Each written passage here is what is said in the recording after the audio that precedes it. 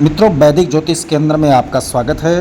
वैदिक ज्योतिष में आज हम जानेंगे देवगुरु बृहस्पति का संपूर्ण 12 भाव में बैठने का क्या फल होता है।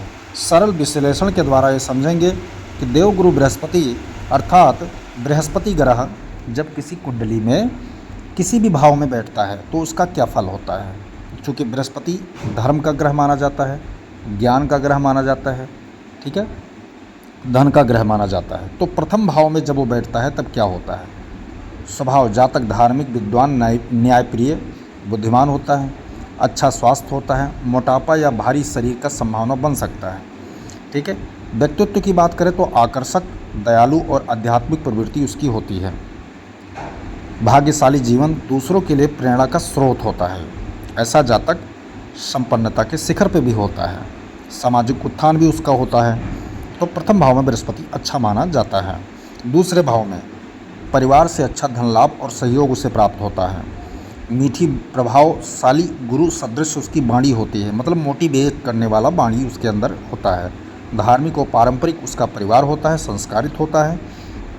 शिक्षा और परिवार के क्षेत्र में हमेशा वो उत्थान पे रहता है, तरक्की करता है, क्योंकि शिक्षा कहते हैं कि शिक्षा बहुत ज़रूरी है और संस्कारिक शिक्षा बहुत ज़रूरी है। तो गुरु वो जो है दूसरे भाव में देता है।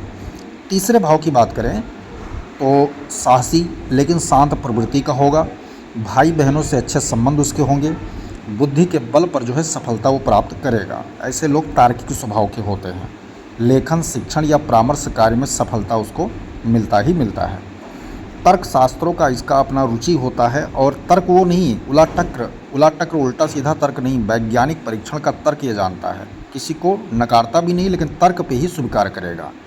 चतुर्थ भाव, चौथे भाव में माता का सहयोग, घर वाहन आदि का सुख, ठीक है, उच्च शिक्षा में सफलता, भूमि भवन वाहन आदि का सुख, सुख सुविधाओं से भरपूर इसका जीवन कह सके अगर कहे तो मिलता है।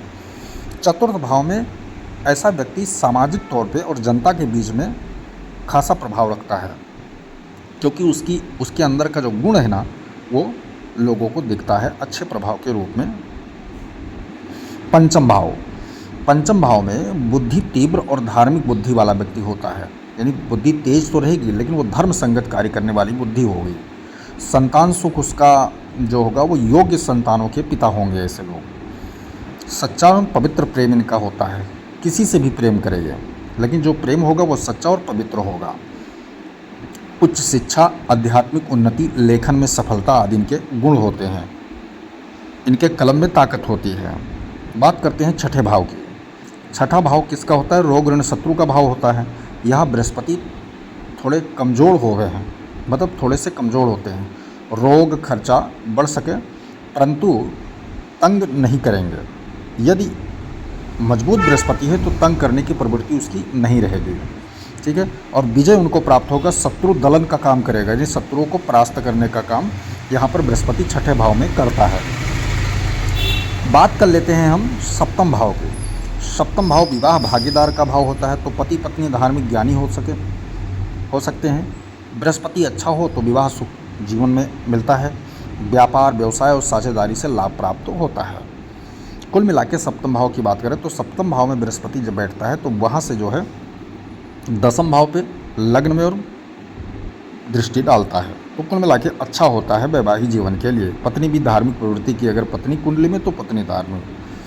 आठवां भाव की जब मैं बात करता हूँ तो आयु, गुप्त बात और संकट, कलह कलेश का भाव होता है। तो यहाँ बृहस्पति शुभ मान्य होते हैं, शुभ माना जाता है। आयु में संकट, मानसिक चिंता आदि थोड़ा बहुत उनके जीवन में आएगा पर बचा लेगा बृहस्पति, ठीक है। नीच भंग हो तो ज्ञान में गहराई दे सकता है, क्योंकि जैसे कहते हैं कि जब गुण ही किसी का खराब हो तो अच्छे से अच्छा ग्रह भी वहाँ पर जाकर स्वभाव को धारण करता है, परंतु बृहस्पति बहुत सारी चीज़ों पर बचाव करता रहेगा अष्टम भाव में। अष्टम भाव इसे अच्छा नहीं माना जाता। बात कर लेते हैं नवम भाव में। नवम भाव भाग्य धर्म का भाव माना जाता है। बहुत ही शुभ, भाग्यवान, धर्मात्मा, गुरुजनों से लाभ होगा, जीवन में उन्नति होता है और संत महापुरुषों के आदर्शों, भाग्य शास्त्रार्थात शास्त्रों में विश्वास करने वाला, आस्तिक प्रवृत्ति का ऐसा व्यक्ति होता है और इसी कारण उसका भाग्य जो है प्रबलता के शिखर पर चढ़ता जाता है। तो नवम भाव में बृहस्पति बहुत सुरक्षित ग्रह माना जाता है, बहुत ही उच्च कोटि के प्रभावकारी ग्रह माना जाता है। बात कर लेते हैं दसम भाव की। जब दसम भाव में बृहस्पति आते हैं तो कर्म, व्यवसाय, सरकारी लाभ, हानि, पिता का स्पेशल भाव होता है। तो यहाँ हो तो बृहस्पति ऊंचा पद सम्मान उसको देता है, सामाजिक सम्मान उसको मिलता है, पिता से अच्छे संबंध उसके रहते हैं, अच्छा व्यवसाय, ठीक है, सरकार से भी अच्छा लाभ होता है, राज्य सत्ता उसको मिलती है, मंत्रालय आदि मिल सकता है। बहुत सारे ऐसे संभावनाएं होती हैं दसम भाव में बृहस्पति अगर अच्छा हो तो। दसम भाव में जो कर्म का भाव होता है तो कर्म साध करता है व्यक्ति ऐसा। 11वें भाव की जब मैं बात करूँगा तो लाभ, इच्छा, मनोइच्छा और बड़े और आदर्श प्रेम की भाव होता है ये। स्पेशल मनोकामनाओं की पूर्ति, धन लाभ होता है, मित्रों से सहयोग उसे प्राप्त होता है।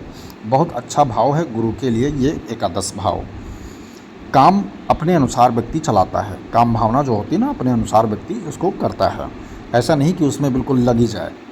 आलस से दूर रहता है ऐसे व्यक्ति से और हमेशा चुस्त दुरुस्त रहते हैं ऐसे व्यक्ति। बात कर लेते हैं 12वें भाव, अंतिम भाव की बात करते हैं। व्यय का भाव होता है, विदेश का भाव होता है, त्याग का भाव होता है। तो यहाँ बृहस्पति खर्चा तो बढ़ाता ही है, पर अगर अच्छे दृष्टि में हो तो प्रदेश से लाभ दे सकता है, अर्थात विदेश से लाभ दे सकता है। और आध्यात्मिक उन्नति के लिए बहुत कुछ कार्य करता है ऐसे व्यक्ति, अर्थात तीर्थ, व्रत, उद्यापन आदि जो है, कथा भागवत करता, धार्मिक प्राण वाले व्यक्ति ऐसे माने जाते हैं। 12वां भाव चूँकि खराब भाव होता है तो इसलिए खराब संगति का असर तो कुछ दिखेगा, परंतु लाभ के तौर पर बृहस्पति कार्य